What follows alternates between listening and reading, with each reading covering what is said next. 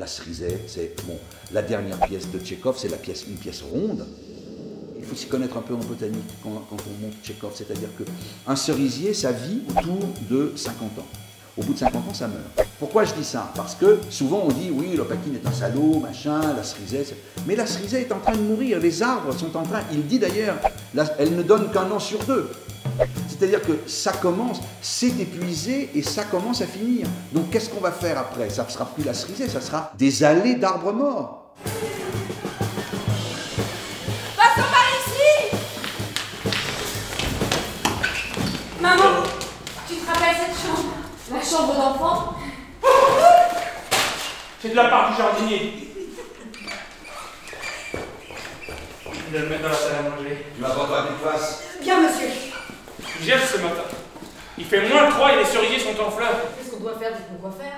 Mais tous les jours, je vous le dis, tous les jours, je vous dis la même chose. La propriété, le terrain doit absolument être loti. Il faut le faire au plus vite, sans que la vente aux enchères vous prend au nez, comprenez ça? Il y a le personnage de l'Opakine qui est là, qui est un fils de serf.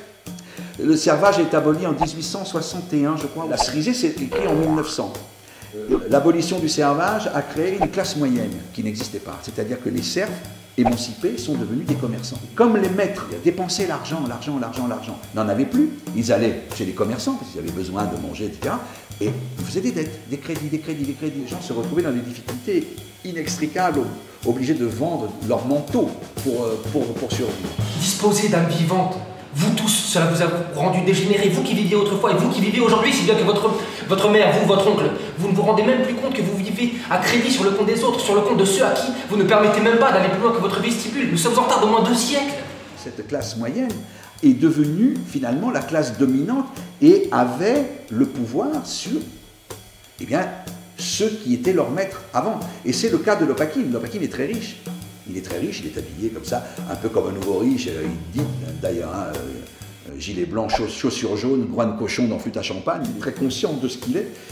Et en même temps, lui est amoureux depuis son enfance de la propriétaire qui était la seule qui le regardait avec attention, avec tendresse. Il se dit, je vais l'acheter pour la lui offrir. Sauf que c'est impossible. Nul ne guérit de son enfance, comme dit la chanson de Ferrat et Aragon. C'est un cadeau d'amour qu'elle ne peut pas accepter.